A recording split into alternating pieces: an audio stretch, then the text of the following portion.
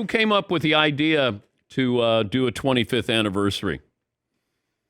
Uh, it sort of crept up from the fans that were writing in saying, what are you going to do for this? Because, obviously Chris comes up in a lot of stories about SNL when we have different hosts on or different cast members. So, but we haven't had a show about him. And, we've done about 50, 60 shows. So I didn't know that this was like a big anniversary. It just seems like way Yeah.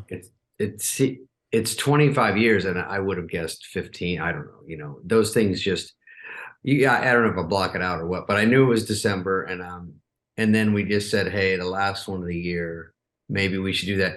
And it turned into two episodes because, you know, uh when we contacted some of the old friends of his and people that were around and, like a movie producer or his mom, or just we're trying to sort of make it more of a wide net and more people wanted to do it than we could actually bring in. So we just started it, and then it went too long, so we did another one, and then we just stopped. But it was an interesting, interesting for a newer generation. I think is nice too. A lot of people don't even know him anymore.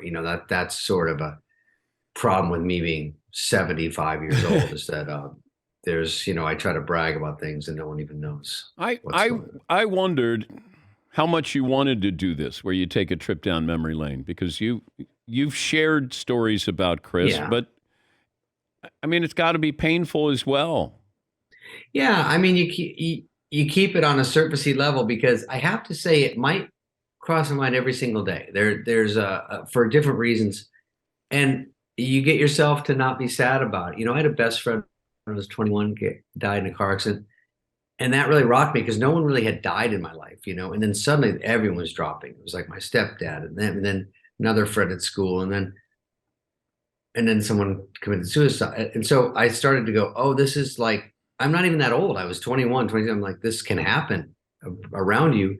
And so you're never quite braced for it. And then Chris was a really big one. And so I don't try to get to the level. I think people bring him up a lot to me, of course, and it's always positive and people are always happy to talk about him. I think in the podcast, there's waves where almost everybody chokes up. Like there's waves where we joke, we try to keep it light, but you just can't help it, you know?